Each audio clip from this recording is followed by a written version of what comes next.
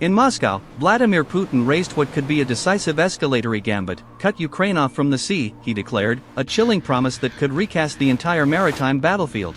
In the cold waters of the Black Sea, events over the past 72 hours have turned a long-troubled flank of the war into a flashpoint. Two oil tankers belonging to Russia's so-called shadow fleet, known to skirt Western sanctions, were struck by unmanned naval drones while en route to Russian ports to load oil for export. The vessels, named Kairos and Virat, reportedly suffered crippling damage. The fires broke out, crews evacuated, and the ships were rendered inoperative, delivering a blow not just to Moscow's commercial revenue, but to its confidence in seaborne logistics. For Kiev, the strikes were strategic. By targeting Russia's shadow fleet, a web of obscurely owned tankers used to move sanctioned oil, Ukraine demonstrated that the Black Sea is no longer simply a zone for floating supply lines, but a theater of direct contest. Putin's response was swift and menacing. On national television at the Russia Calling Forum, he labeled the tanker attacks piracy, and declared that Moscow would escalate, targeting Ukrainian ports, Ukrainian vessels, and perhaps even ships flying the flags of third-party countries aiding Kiev. Most starkly, he vowed to cut off Ukraine's access to the sea entirely.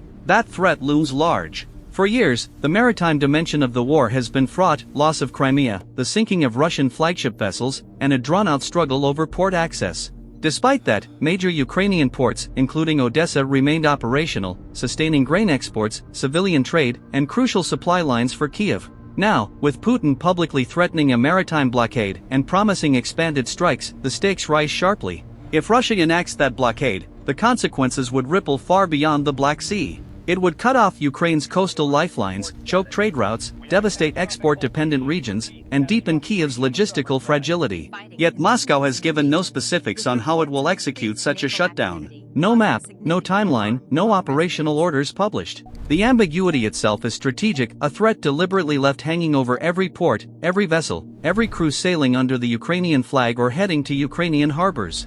For Kiev and its allies, this is a moment of decision: continue maritime pressure on Russia's shadow fleet, a tool that chips away at Moscow's economic lifelines, or risk triggering a full-scale naval blockade and a drawn-out naval conflict that could reshape the war's geography. And for civilians watching from ports and shores, the silence of the sea could soon mean empty docks, no grain exports, no imports, no safe passage.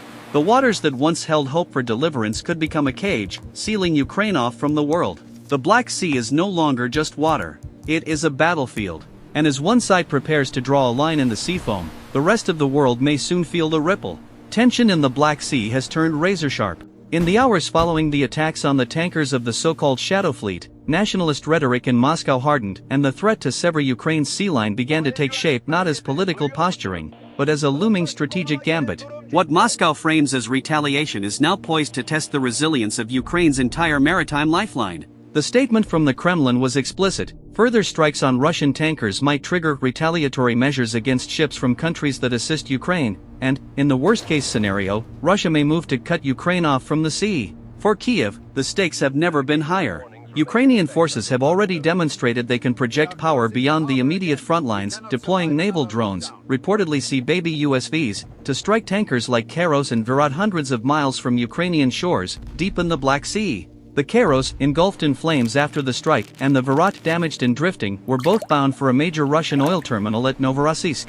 Their destruction, even while empty, directly erodes Moscow's ability to export oil under sanction, striking at one of the key financial arteries fueling the war. But this strategic blow comes with a price. The waters of the Black Sea have suddenly become a battleground that doesn't respect the boundaries of neutrality or commerce.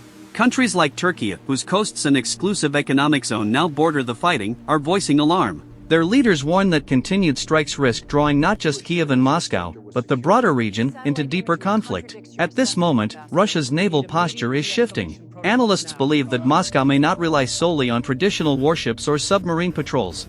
Instead, Russia could deploy a tight maritime blockade using mines, naval patrols, air cover, and threats to third-party commercial traffic to enforce a chokehold. The key objective: isolate the Ukrainian coastline, strangle exports from ports like Odessa, and leverage economic pressure to weaken Kiev's resolve. Observers note that while Russia controls swaths of southern and eastern Ukraine, it has so far avoided direct assault on Ukraine's remaining sea access, but that may change quickly. Inside Kiev, the calculus grows more urgent. Each naval drone strike, each Shadow Fleet tanker disabled, carries immediate benefit, undermining Russian finances, signaling Ukrainian reach, and disrupting oil export operations. Yet the growing danger lies in how those strikes are perceived. To Moscow, they justify broad retaliation. To regional actors, they raise fears of a wider maritime war, especially if blockade or indiscriminate attacks on third-party vessels begin.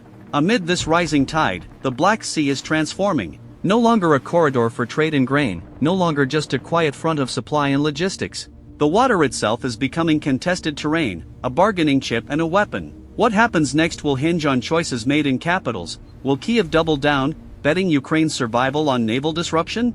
Or will Moscow follow through, cutting the sea lines, closing ports, and making the Black Sea a locked fortress?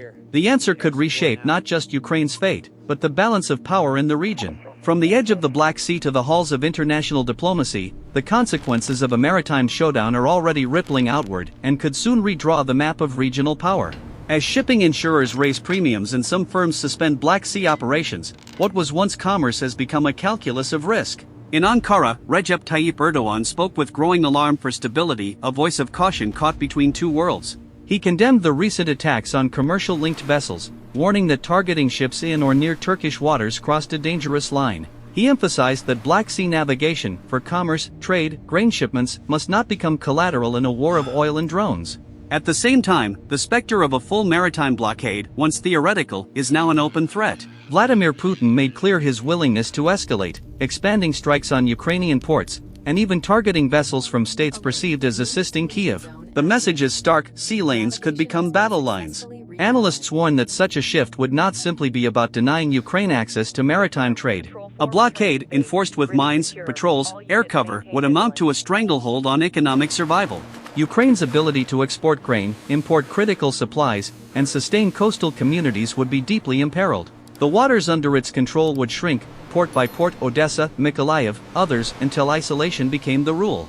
For Moscow, this isn't only military escalation, it's leverage. By threatening the sea as Ukraine's lifeline, Russia seeks to turn geography into power, to force compromise, to break resolve, to turn the tide of war not just on the ground, but on every dock, every ship voyage, every open route to the outside world. Kiev, for its part, stands at a crossroads. Continuing to strike at the Shadow Fleet may further weaken Russia's war finances. But it carries a price, a wider maritime war, with far-reaching consequences that may draw in states previously uninvolved, destabilize trade across the Black Sea, and threaten everything from global grain prices to regional security. For neighboring nations, for global markets, for civilians dependent on safe sea routes, the Black Sea is no longer a distant theater. It has become a ticking flashpoint. Every decision now echoes beyond warships and oil tankers. The next days, the next hours, may decide whether the sea remains a corridor of commerce or becomes a boundary drawn in fire and steel. Don't forget to subscribe if you want more clear, fact-based reporting on events shaping the world.